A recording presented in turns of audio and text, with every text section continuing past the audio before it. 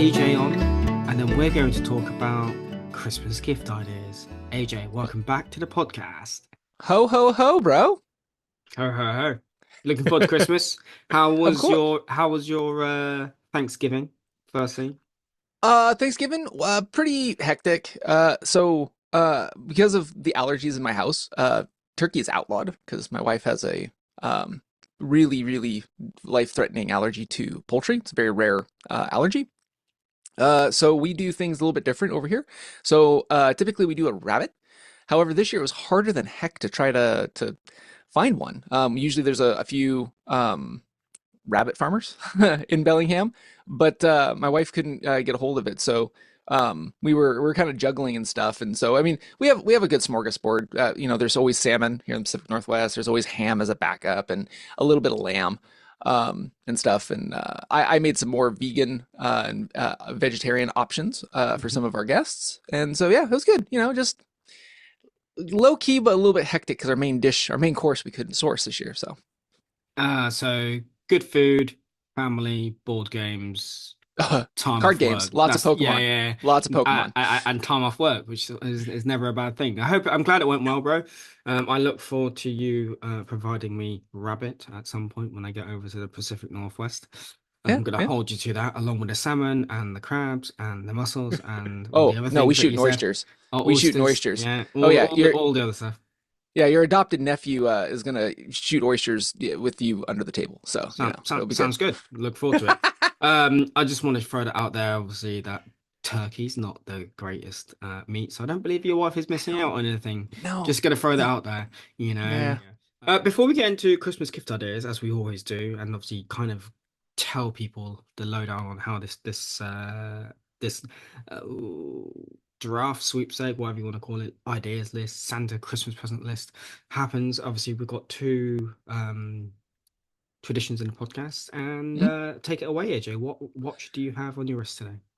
I just came back from my 100th dive up in Vancouver, Canada, West Vancouver, Canada. It was a balmy, warm air temp of 40 degrees Fahrenheit.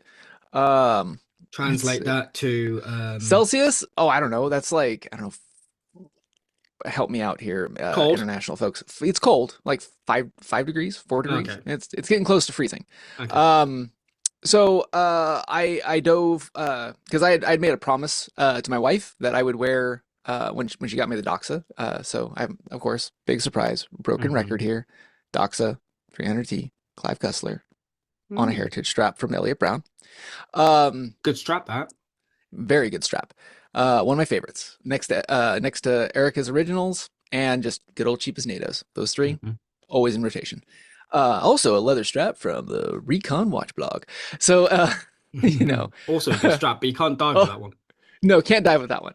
But not unless I want to wreck it. But anyway, so yeah, I made a promise to my wife that I would wear this for when I checked out for being a dive master, and I secretly told her I would also have this on my 100th dive. So my dive partner and I we decided to schedule one. We were planning on like a night dive. The tides weren't going to work, so we ended up doing a midday dive. And yeah, it was cool. Dove fairly deep. We were about 117-ish feet on a wall, Hmm. and he got a new underwater camera, so we were doing some underwater photography and testing a new lighting kit that he got. And yeah, it was just cold and fun. Lots of hot water and gloves and hoods, and Hmm. just fun always has had.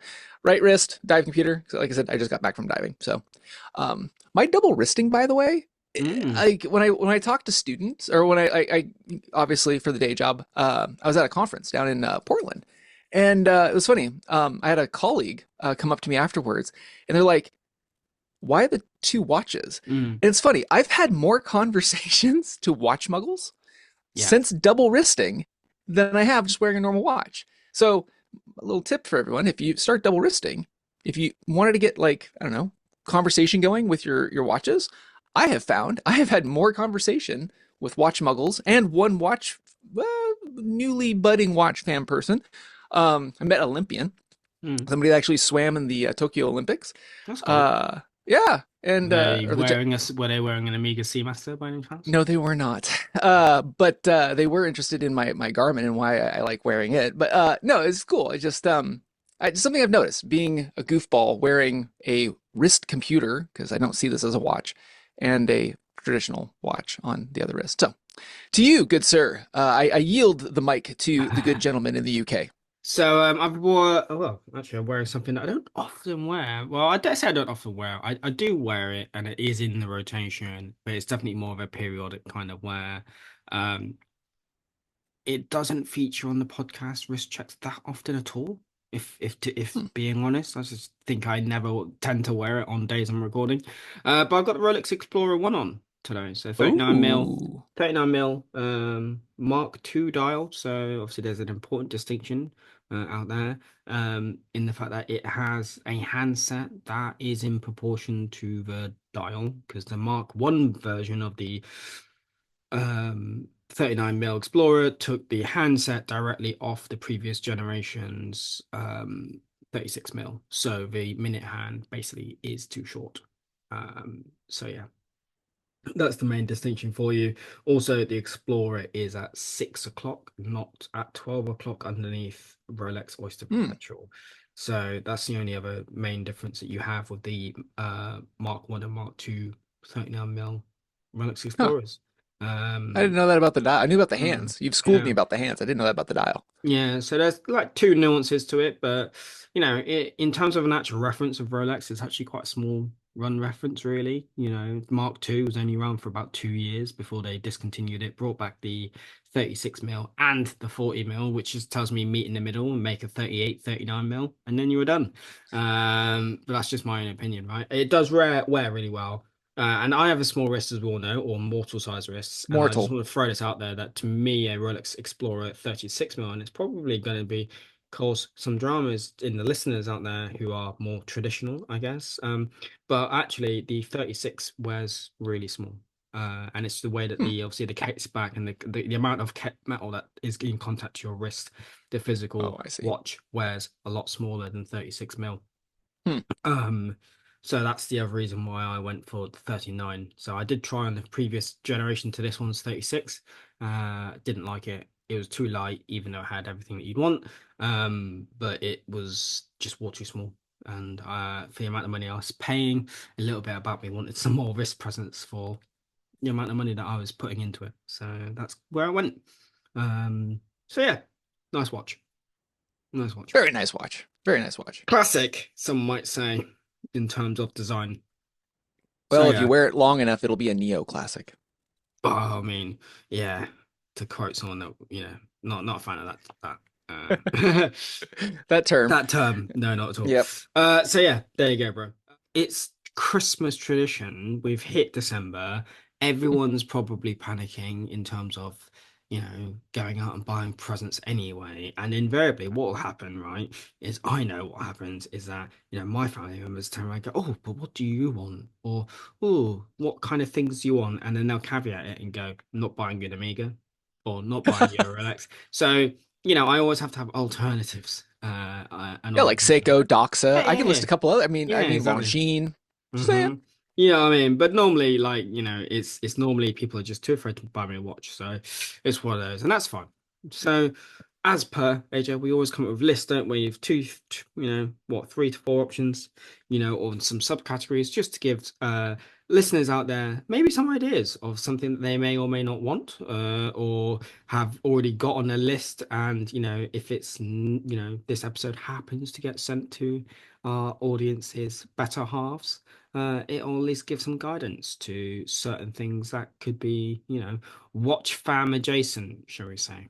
I believe normally every year you start it, but I'm going to start it this time. And I'm not about to go back in the archives to find out if I started it last year, but I'll start it this year. And I'm actually going to get my watch one out the way.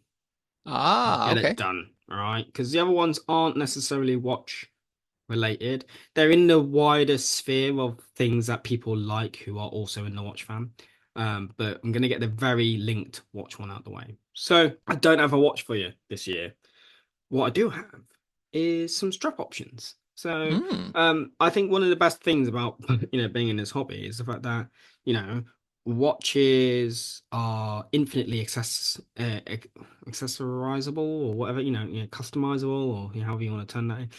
They Um, can get tricked out. yeah, And the simple thing would be taking it off its bracelet, putting it on a NATO, taking it off the NATO, putting it on a two-piece strap, taking it off that, putting it onto a buns. You get the point, right? And straps come in all different shapes, sizes, colors, materials, and all that kind of stuff, and price points. So I'm just going to kind of skim over some of the watch straps that I've had come into my collection over the years, and give you the rough price points of those just as kind of some guides really. So I'm going to start, and we're going to start with two accessible companies, and I've even gone out there, bro, and found our listenership, one in the UK and one in America to help. Ooh. So I also want to shout out to Yorkshire watch straps. So I bought two Yorkshire watch straps, NATO sort of single pass straps this year. They were kind enough to actually send me four in various different material finishes. Um, and they're phenomenal. So I got a 20 mil, but I got two in 20 mil and effectively two in 22 mil, right?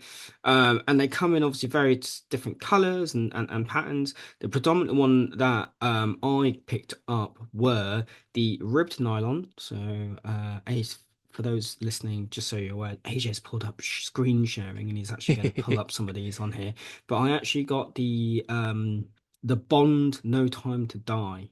So if you just type Ah. Bond in there on the website, it'll probably pull up pretty much all of them.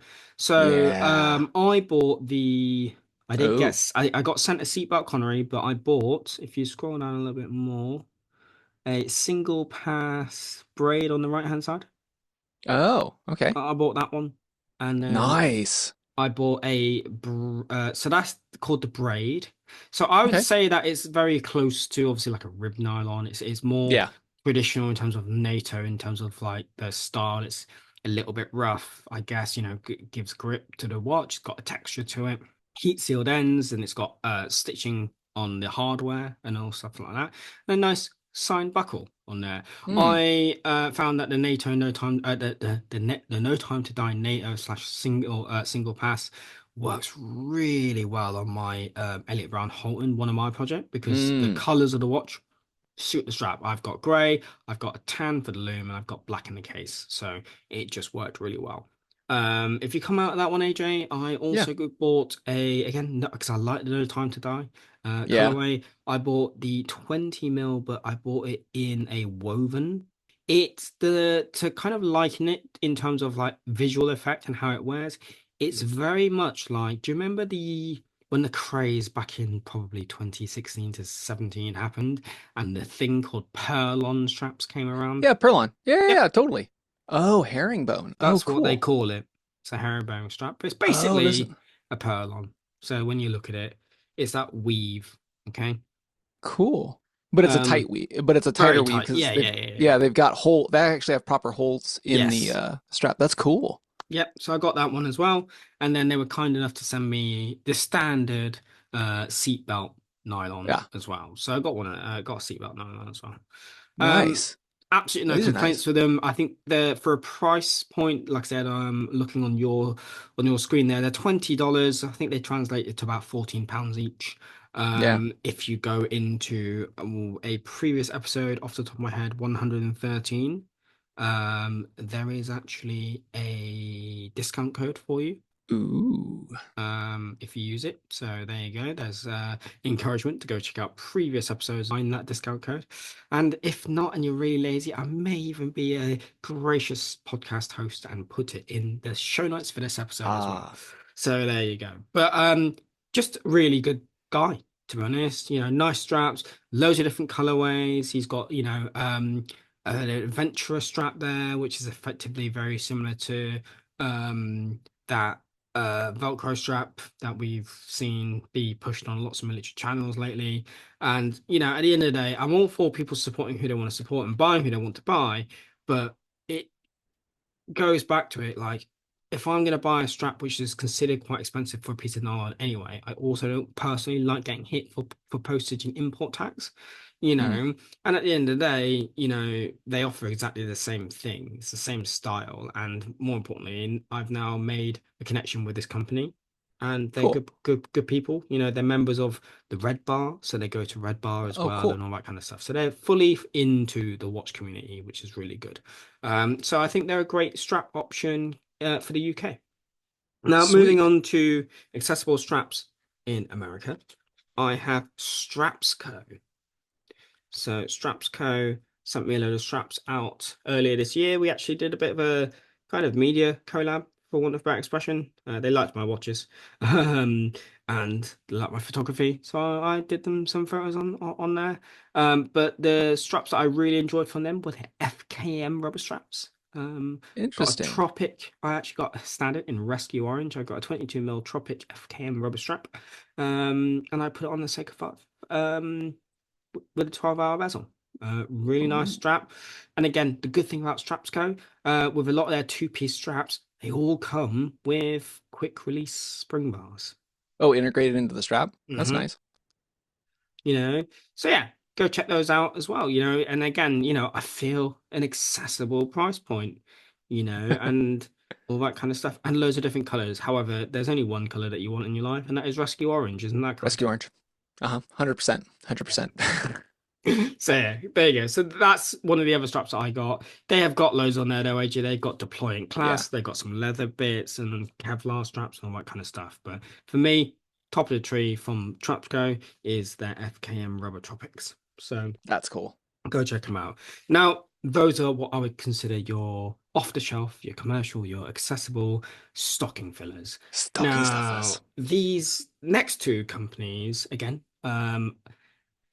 one's UK based and one's European based. I believe he's actually Eastern European. I can't remember off the top of my head exactly where. However, they both ship internationally, but these are, I would say, one price tier up. Uh, on average, you're looking between £40 plus postage, right through to just north of £100 plus postage, including postage, right?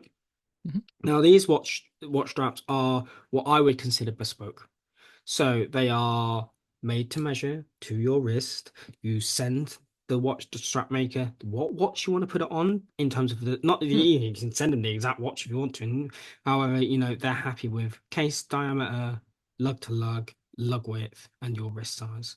Hmm. And you can basically go on there and go, you've got all of these different options, in leather work, NATO, single pass, buns, and all that kind of stuff. And you can customize the hell out of these straps, and then you get them to fit your own wrist and the watches that you want to put them on.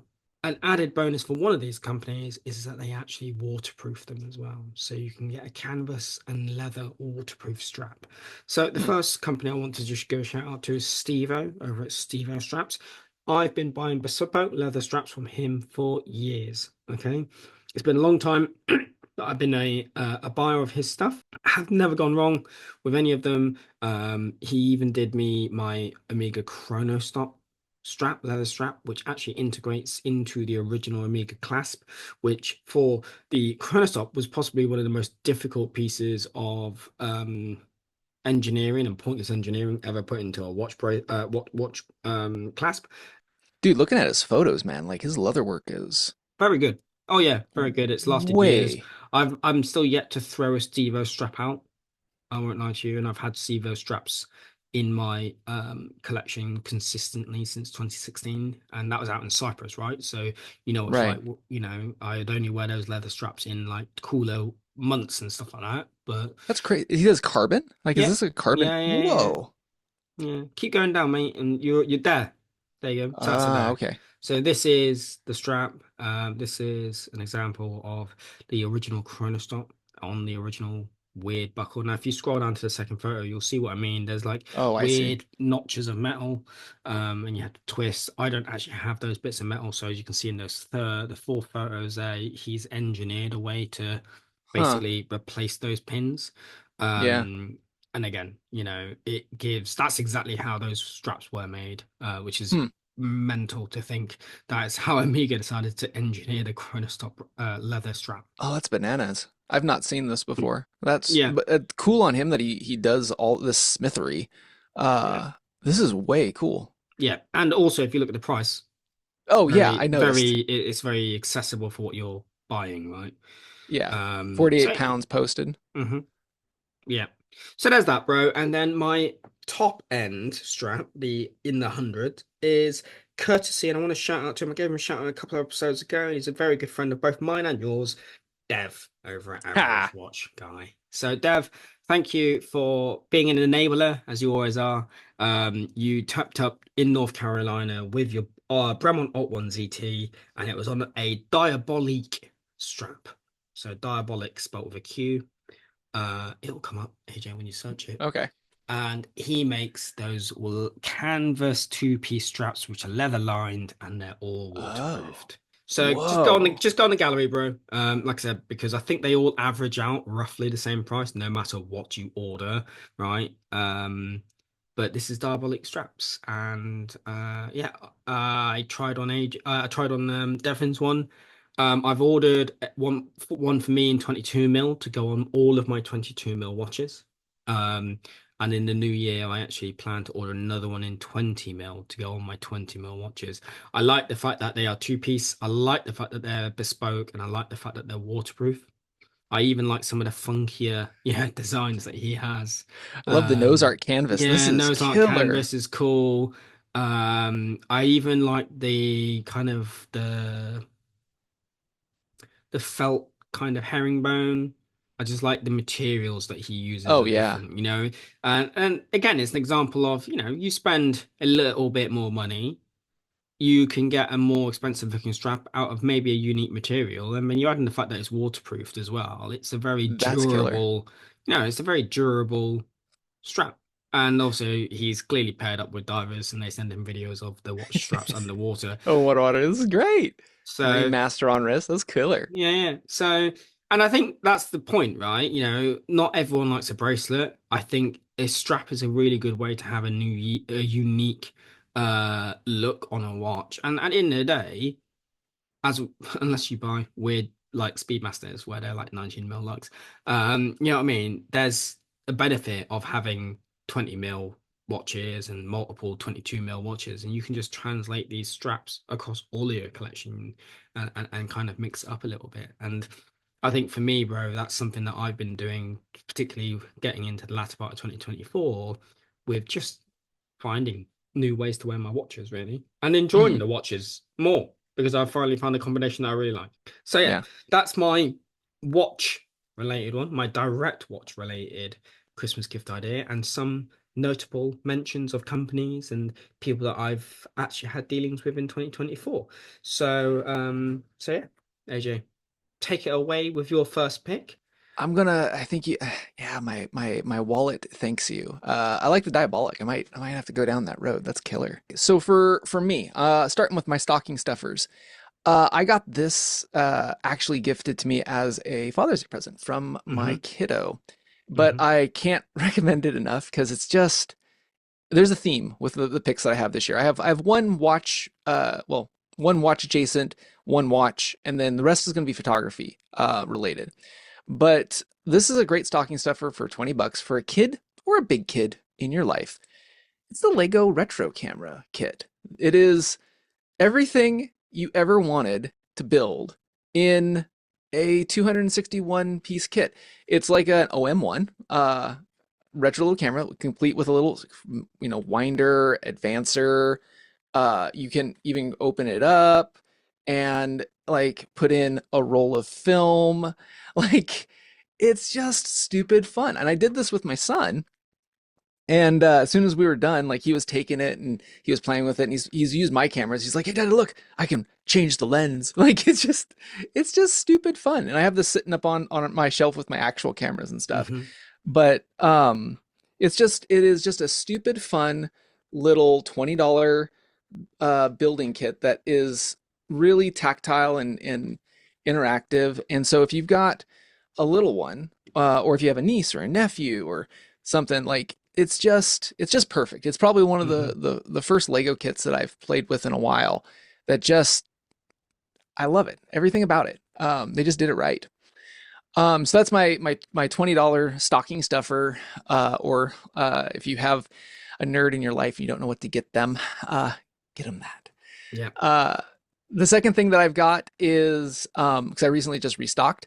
Um, Kyle, who's one of the founders of Cantonement's been on my show before, and if you haven't gotten these yet, just get them. These are Cantonement kerchiefs. And this is perfect for the person in your life that is an outdoor enthusiast of some kind, and you don't know what the heck to get them.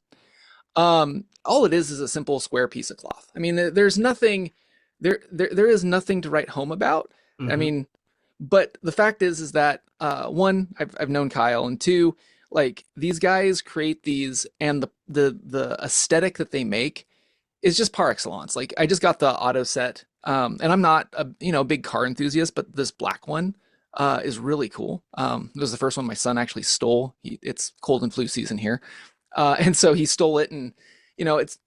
I love this the fact that if you're a parent, if you're especially if you're a dad, like I don't leave the house without this since the Hmm. pandemic. Okay, I've been on the record saying that. Like I grab my wallet, I grab my pocket knife, I grab my keys, and I usually have this in my back pocket.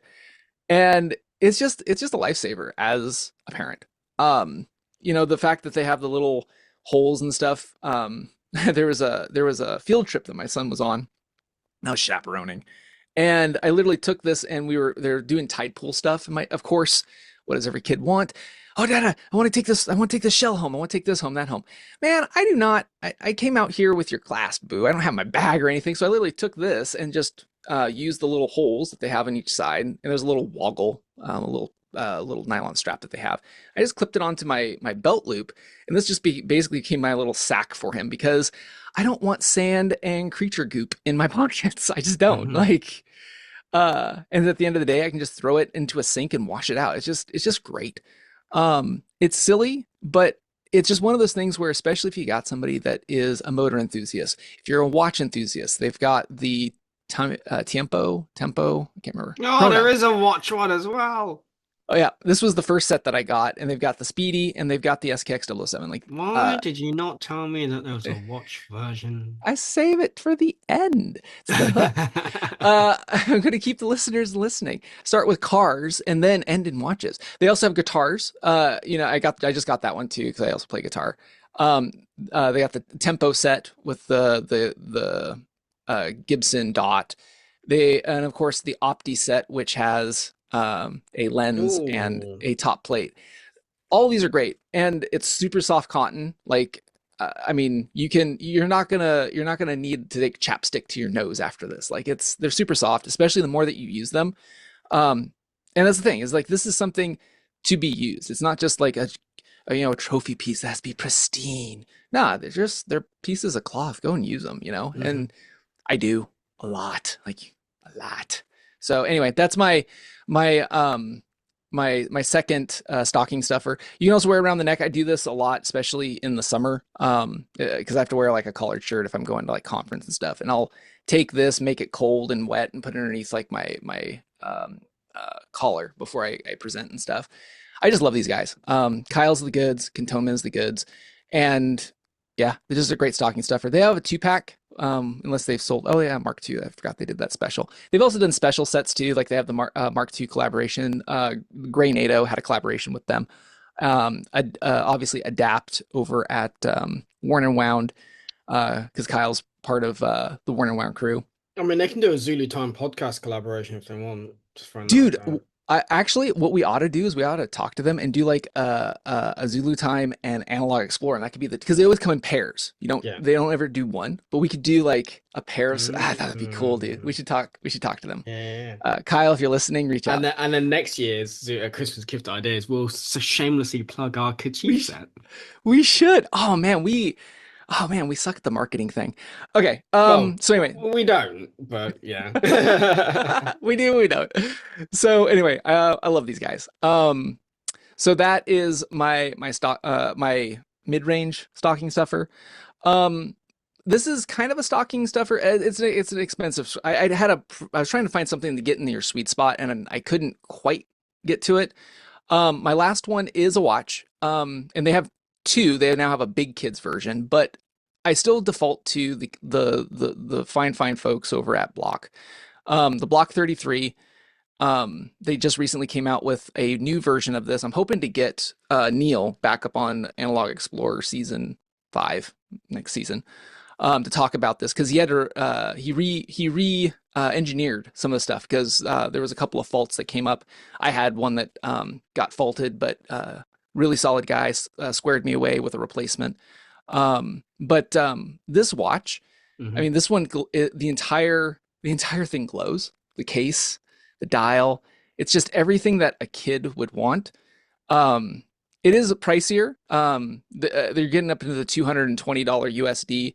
The original ones are only 189, Hmm. but the changes that he did to this, other than the new case engineering and sealing engineering, the bezel now has lume, which is Hmm. what my son always wanted, and the hands have lume, so it glows and it has a bezel.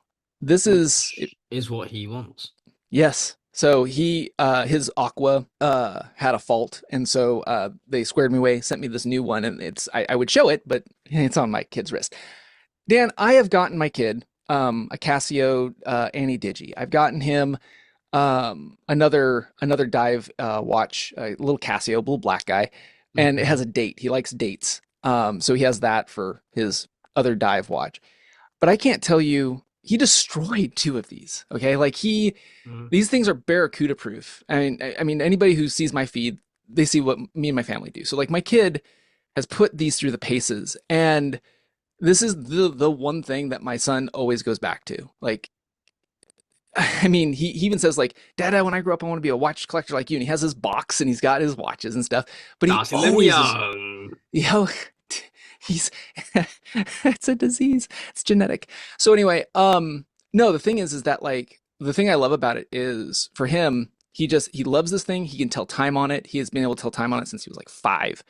And as a tool for as a parent, and I've mentioned this on your show, my show, lots of times, is that bezel being able for them to set, like if I tell him you've got 5 minutes, he can set it, and when the time is up, you as the parent aren't the bad guy because they can physically see the time is up. It's great for teaching time and time management. Hmm. As a teacher, this is my A list. So anyway, I can't gob on enough about them. Neil is a great guy, and I love the guys over at Block. So that's my 180 $190 stocking stuffer. I know it's not quite a stocking stuffer, but I was trying to get it within your Hmm. British pounds equivalent. So that is my three stocking stuffers. Nice, bro. Right, I'm going to move on to my next one. Main course. Whilst I obviously send an email to Cantonment. Tell Kyle I said hi. He probably is listening. Sup, Kyle. So, this one is photography and watch adjacent. Ooh. Uh, this is just generic Amazon special LED light panel. So if you just Oh, type in on geez. Amazon, just RGB video light. Okay. And we're going for the little ones that are Yeah. basically, powered off USB-C, are about the size of an iPhone. Yeah. And so this came actually out the back of a conversation that I had with Yorkshire Watch Straps. So Hmm. Yorkshire Watch Straps was asking me about how I go about doing my lighting and stuff like that. And he wanted to upgrade into a different camera lens and all this kind of stuff. And we were just talking Yeah. about lighting and setups in general. And I was just like, well, look, at the end of the day, like if you only got a small space, therefore you only have small lights, you're not going to necessarily have the big powerful lights that we have. And that's the exact Right. one that I sent him. So like at the end of the day, watches are a small thing to take photos of. So you don't actually need a No, big you don't. light. And Yeah. these lights come in at about $30. I think a little bit more closer to $40 if you buy them as with the tripods. I think some of them have Hmm. options where they come without True. tripods, and all that kind of stuff. But you buy two of these things with little tripods, and you're probably what, 60, maybe $70 down. Yeah. Yeah. And And more than they're enough light. more than enough light for watch photography and small product photography and still life stuff. They're daylight balanced, and then you can also Yeah. change the color temperature of the lights and different, RGB Mhm. exactly, so you get different colors and different effects. And Yeah. you can just kind of go full ham with your Canon Rebel if you really Yeah. wanted to. And I think it's great because you're not teaching anybody flash. No. It's a passive light in the fact that it's just a constant light.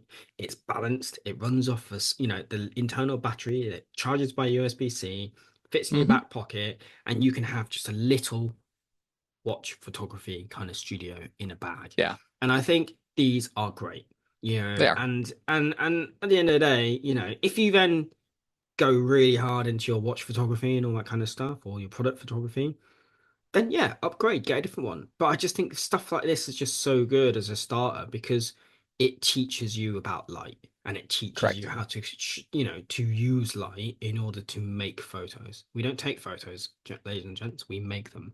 And I think it's really important, and at the end of the day, we all love taking photos of watches.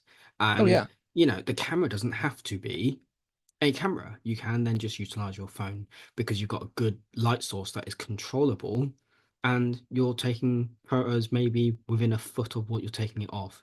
And it's a lot better than just turning your iPhone torch on and moving that into into a position to light up a part of the dial. You know, yeah.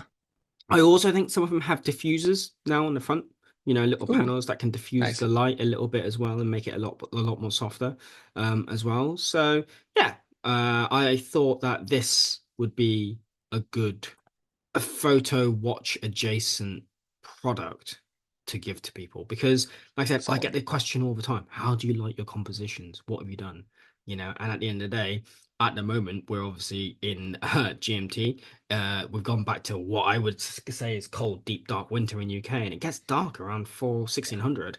We don't have the ability to utilize what is over my left hand shoulder here, which is a very nice diffuse window because I like window light as well. You know what I mean? I don't have that ability after work now, so utilizing panel lights is definitely the way to go forward. I sent Agreed. you a couple of photos from my long weekend. Obviously, at the time of recording, I've just got back from Devon. And those macro photos of my friend's models that he paints were taken with a panel light, Hmm. and you can't tell, can you? Really, you know. Not really. Um, and it lights it very well. So there you go. So that is my middle. I say my middle. That's kind of like a slightly higher. Compared to the more, if we're looking at watch straps in general, taking away a diabolique strap. But I mean, it's something that is not necessarily watch adjacent. So that's my other pick. And I'm going to roll straight into a bit of family fun, should I Family say. fun. Ooh, I Family love fun, and I family say fun. family fun because this is a board game. We like to play board games in our own time because why not? And this board game actually has a minimum of four players. So it Yeah. does, you can get a different version called, I think, Rivals for Catan, and Ah. it is a card-based iteration of the game, and you can play with two people. However, I'm going to suggest that you go and buy normal Catan. So, Hmm. AJ, without further ado, please bring up Catan onto the shared screen, and I'll talk you through Uh, it. Catan is actually an old board game. It was actually devised in the 1970s, on which is obviously a while ago. It's got loads of different expansion packs and different, things that you can add to it in different iterations. So you can pick it up brand new. I think it's like 50 quid off Amazon. It's a very big yeah. board game. It looks nice on the shelf as well, just so aware. And also, all the cards are nice, all the playable pieces are nice. But effectively, the way to describe it, oh, and you can also now get Catan in space. Big fan. But effectively, Really? yeah. Huh.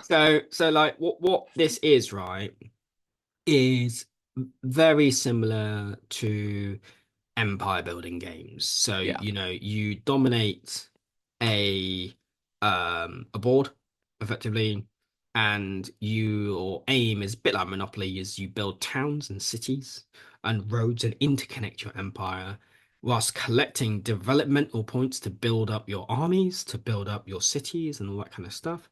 And then you trade commodities with your other rivals, your other three players on the game, and you start in different areas, right? And obviously, each area has a predominant resource, be it trees, bricks, stone, sheep, and hay. You collect those every time someone rolls a number, um and you build up and you can trade into those things, and you can swap things, and you can buy things with a bank similar to Monopoly, or you can elect to trade with other players. And the idea is you build up your settlements and your roads, and those roads and stuff cut off resources on the map to other players. and then you also move a pendant piece, which is called the robber, and wherever the robber is, he basically robs those resources from your rivals. So you can move him when you roll a certain number, and it's all about outsmarting your opponent effectively.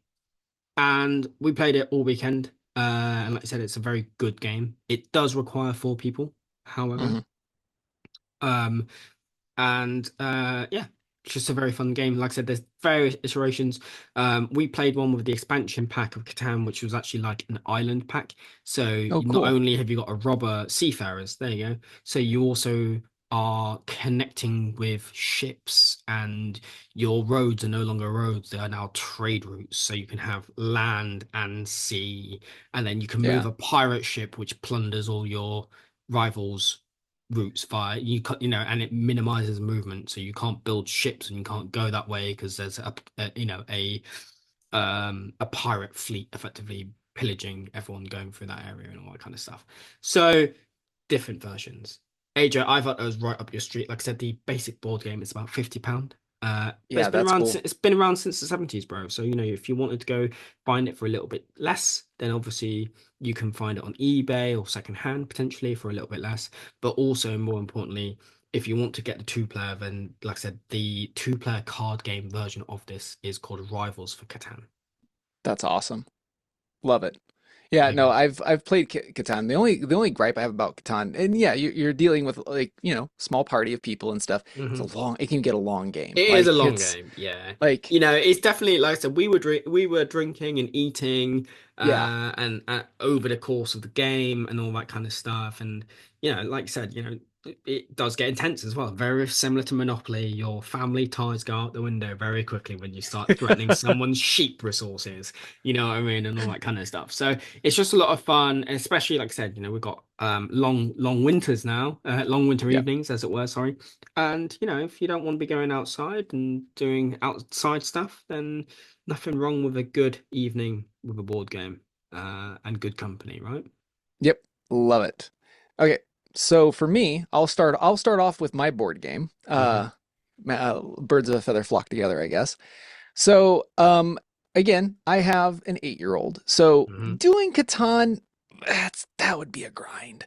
Not to say that he couldn't do it, but I don't think he'd find it fun. That's why I like Pokemon. It's a little bit more dynamic. You get to do more things and stuff.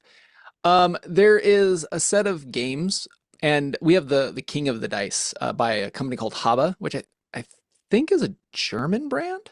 I think. I think Um, it is, yeah. they're well known in like the parenting circles because they do like the wooden toys stuff. Like they have like wooden action figures and wooden Mm. trains and stuff. Anyway, King of the Dice is basically a card and dice game. Hmm. With nice wooden dice, and essentially Nice. you have these different opponents that are in each of these towns. You roll the dice, and essentially it's kind of like Yahtzee. You're trying to get whatever the combination of dice is on their card to quote kind of like take them out type of thing, and then you get that card, and that's your points. And you're trying to save the town type of a thing. And as you progress and stuff, like there's fairies and stuff, and then there's ogres, and you have like a magician that if you don't do something, or no, a dragon, you can summon a dragon. It's a really Hmm. cute game. And honestly, as for adults, it's also kind of a fun game. It's 2 to 5 players. You can play it with a family. You can play it as a duo. Hmm. It's $20. My son's been playing it since he was about 6. They say about age 8 and up. You definitely could do this for younger folk. But it's just the other thing that I like about this is it doesn't take a lot of space. So I mean, you could throw it in your bag if you're doing a layover in like an airport and stuff. Bust this out type of a thing. It can be packed down a lot smaller than just the stock box. So I like that part for portability. So King of the Dice by Haba.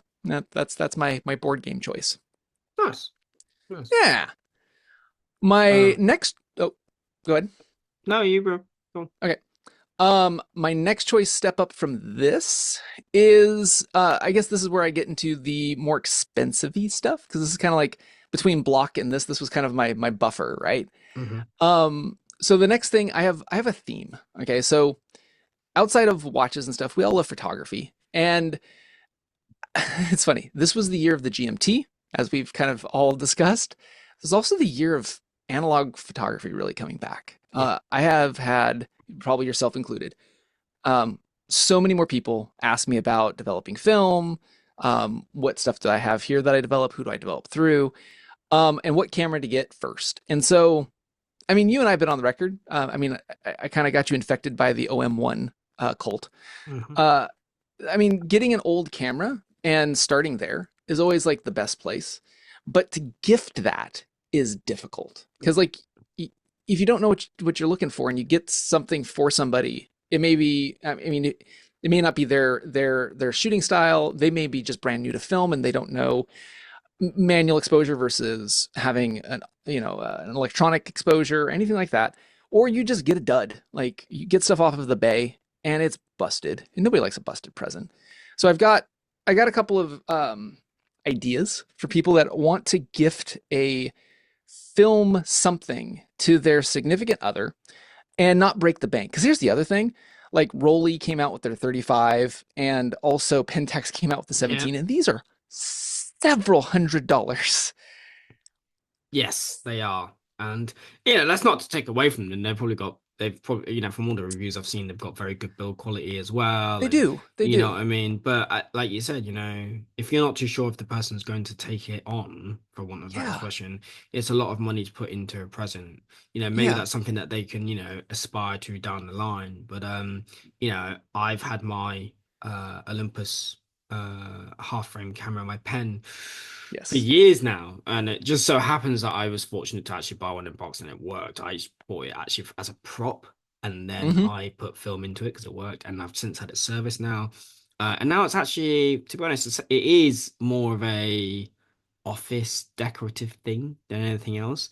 But it's cool that if I wanted to It take it is. away again, then I would. I just recently, didn't recently go there, but this year I came back from Albania. I did 9 days out there, and I took Yeah. one roll of 72, because it was a half frame, so it's 72 exposures before 136 mil frame, obviously, roll. Mm-hmm. And I figured out that it was roughly 6 photos, maybe 7 photos a day Mm-hmm. out there, and that's what I had. And the best bit was I still lived within the moment, but could still take photos. And whatever I got. And you know what? It was fun. You know what I mean? And Ah, the other good thing about these half frame cameras is they're small. they are. They they're small. You don't get looked at. You do get looked at because people go, "Oh, that's cool, that's different." But they don't Yeah. look at you a bit weird as if you got a long lens and you're shooting down the street, maybe in an area that you're not, necessarily comfortable Mm-hmm. with doing. So, you know, I think these are great. Yeah. But I'm assuming the camera that you're going to suggest is on the screen right now. No. So this Oh. is this is kind of the era of cameras that kind of you and I are talking about Mhm. is the point and shoot era travel cameras. And there was a lot of different names, like the Trip 35. I have a Konica C35, and these were full frame. So whatever exposures you have on your film, that's what you get. Then there's half frame, where it takes two photos per the same amount of film. But you nailed it on the head. Having something that is small that does film, and you can just live in the moment. Like that's the thing, Mhm. is like a lot of people get into film and then they're really all about that, which is the Mhm. fun part. But you don't want it to be daunting, especially if they're brand new. And these, they have automatic exposure, that type of a thing. Mhm. The thing that you hit on the head is there's the full frame and then there's half frame.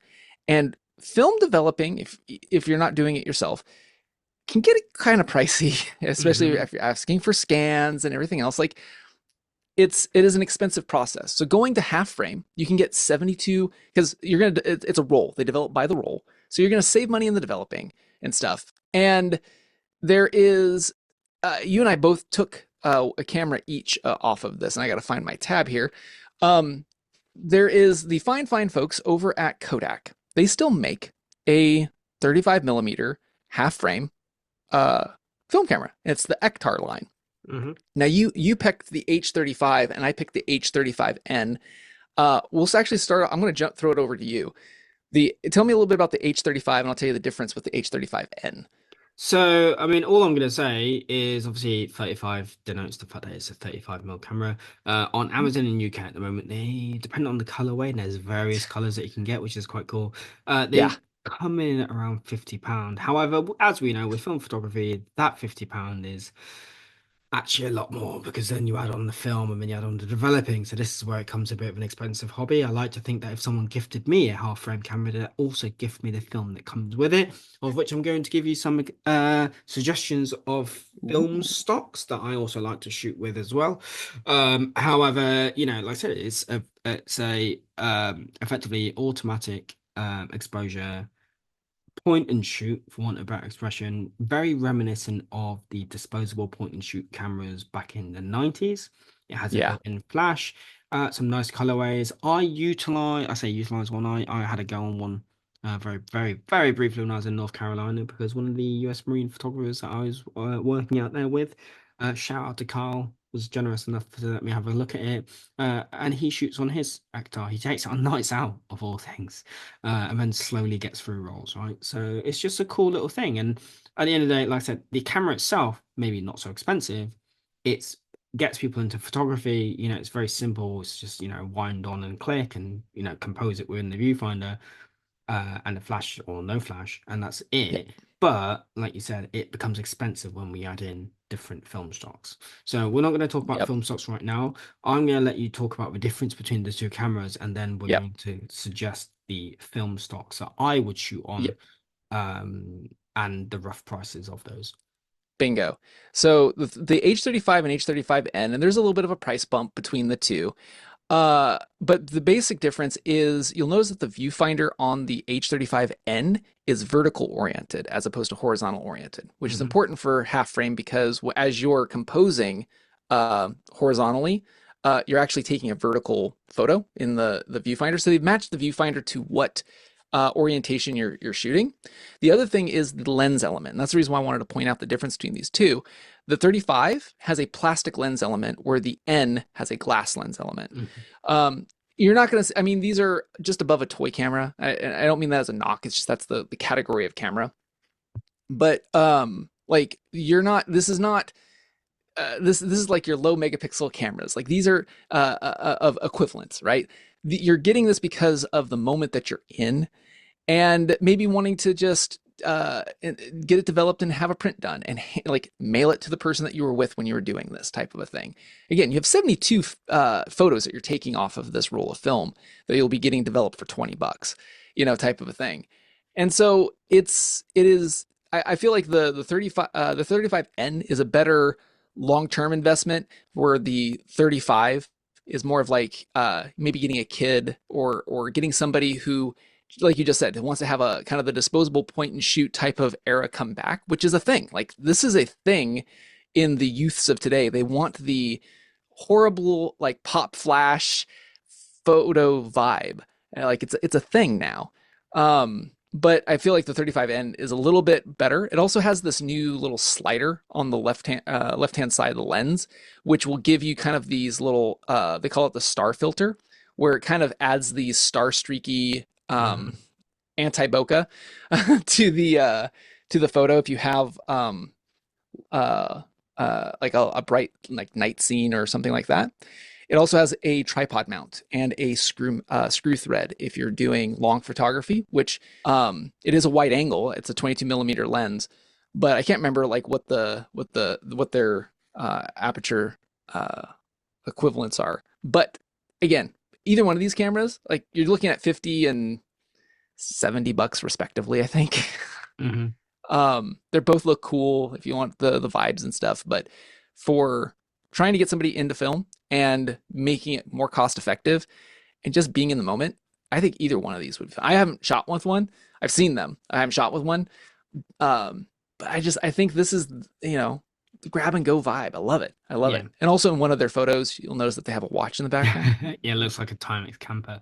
Yeah, totally. Uh, Very cool. No, I like it, bro. So that Yeah, it's interesting how you get two photographers in separate rooms and we come up with the same thing.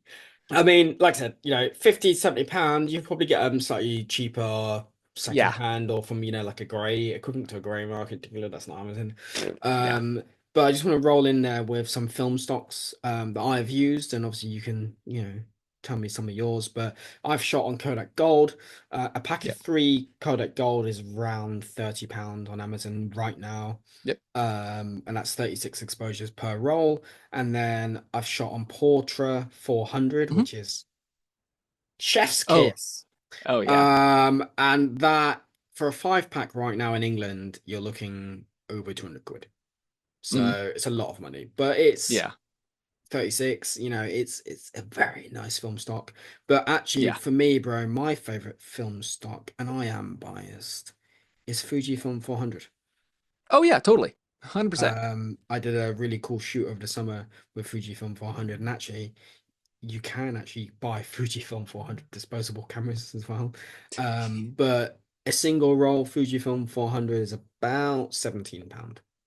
So Yeah. It's about right that's here. what I mean. And like you said, when you add in developing costs, you have to send um your film away plus developing costs, it does start to add up. However, Yeah. the way I justify it is I'm not shooting film all the time. I shoot film for me.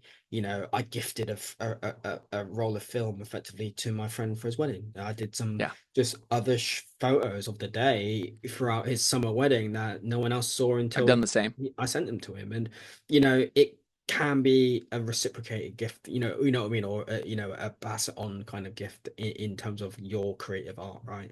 And like you Yeah. said, at the moment, analog photography, film photography has seen a resurgence, right? And what better way to have a go? And also, as a professional, I would also say that the good thing about film photography is you also, again, it goes back to it, you learn how light works, and Yeah. that can only infinitely improve your digital photography. So that's it, bro. That's my roundup of Christmas gifts. I know they were quite, uh I would say they're very obviously timely moments and long explorer. Yeah. We've hit a Venn diagram. yeah, and we've hit like this kind of we've got a reputation to uphold, should we say? We do. Um, yeah, and all that kind of stuff. But hopefully, give some ideas out there for people out there who want to look in something fun, something that's adjacent, a bit EDC and all that kind of stuff. But I like as Yeah. well this year we've managed to stay away from the stuff like pens and knives and things Yeah. that other people can carry, but obviously, our audiences are spread across different nations, and there's obviously different bylaws that, particularly with knives, and all Yes. that kind of Yeah. stuff, which, to be honest, without going into each country, I don't want to kind of give a suggestion out for that, just because again it's difficult, and those laws around those kind of items are changing all the time. So at least we know that these Christmas gift ideas are things that people can get hold of by Amazon in all the countries that they live in, and go out and have some fun with. So Yeah. yeah, guys, if you like our Christmas gift ideas, obviously please shout us out. If you end up with a camera over Christmas, please send us some of your developed images in the new year. Be really fun to see that. And in the new year, I'm actually doing a photographic challenge with my own film camera. AJ, I know you've started it, but we may as I well tease started it it. Yeah. now. But I'm going to be uploading for an entire calendar month. A watch photo, but it has to be taken on film. So Hmm. I'll do a full roll, um, and front load it all, get it developed, and then I will upload for a full month, film-based watch photography, just to use a different medium. And by my calculations, 36 exposures, 31 days in the longest months that we've got gives me four exposures where I can really screw Yeah. it. Or something. I mean, I've had mechanical failures. Like Yeah. I'll get to my last frame and then it the advanced lever slips. Yeah. Type of thing, and then you get a double exposure, which is cool. I like Hmm. those happy accidents. But like you can bork a roll by accident Hmm. with Yeah. these older cameras. So yeah, but that's it, bro. I've enjoyed obviously getting you on as always. Hopefully the listeners have got some Christmas gift ideas, and if it's not the listeners, it's their better halves. Yeah. And like I said, we will catch you basically in the next episode is actually going to be a bit of a bonus episode loosely. We're actually doing this year for the 2024 a 2024 roundup, like properly roundup as well. It's going to be a panel episode, so I'm excited. Invariably, AJ is going to feature in this panel. But before we leave this episode, AJ, have you got anything else to say before we move on to a semi ad hoc closing note? No, no, just let's roll in closing notes. Cool. So my closing note is something very simple. It's actually a TV series that I'm very, very late to the party because it's on like season 9. But also the seasons are like one or I think they're like two, 3 episodes. They're very short. But it's a TV series on BBC iPlayer called Shetland, and it follows a police officer conducting his business in the Shetland Isles. And obviously there's murder, there's intrigue, there's conspiracy, and all that kind of stuff. Very good, as most BBC crime dramas are, and the fact that it's on season 9 tells me that obviously it's lasted long enough to have good storylines all the way through it. So if that's up Huh. your street, go binge Shetland on BBC. Yep, that's it. Wow. Yeah, I've not heard Um, of the show. yeah, go binge watch it, AJ. It'll get your Anglophile on. You'll enjoy it. And actually, the environment is probably very similar to Pacific Northwest, so you'll be right at home with it. To be honest, Ooh, with the color tones, palettes, the sea, and the cliffs. So go check love that it. out. AJ, over to you. So, as I've mentioned before, my son has gotten into Pokemon and stuff, and I was never super into Pokemon. I was a little older when Pokemon kind of hit Mm-hmm. the scene. My friends were mostly into the video game because I came from the Game Boy generation.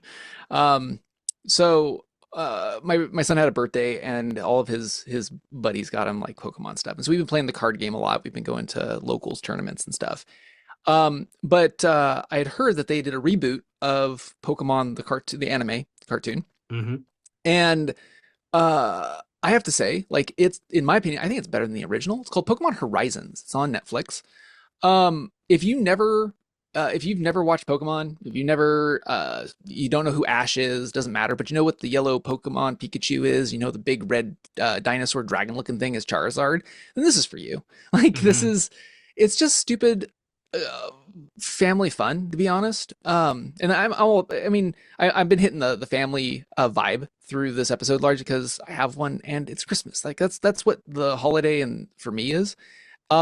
And so after school, before the holiday break goes in for my son, like we do dinner, we watch an episode of this, and then we do bedtime type of thing. Mm-hmm. And it's just I like the narrative and the arc that they're doing with these characters much more than they had with the original Ash. And is he going to be a Pokemon master and all this other jazz? It's a lot more faster paced. They have like it's not so much a monster of the week type of a format. There's a little bit more feels in it. My son has even cried a few moments where it's just like, oh, it's gonna happen, type of thing. So it's just really good. I don't know what else to say about it, but anyway, Pokemon Horizons the series on Netflix. If you're not a parent or not, if you're a Pokedad or a Pokemon, try it on. So that's my last take for Nice. closing notes. Nice. Happy days. AJ, it's always a pleasure to get you on the mic, bro. Thank you for being, well, always on standby, really, for all things podcasting, and bringing in your obviously your selection for this year's Christmas gift ideas. I look forward to getting you back on the mic very soon when we will do the Yes. round out for 2024 and our hopes of 2025. Let's hope that watch companies don't go full tourbillon. Tourbillon. We can all but hope. But I look forward to obviously catching back up with you on the mic for that episode. And ladies and gents, obviously until then, we will catch you in the next episode. And take care. Bye. Bye bye.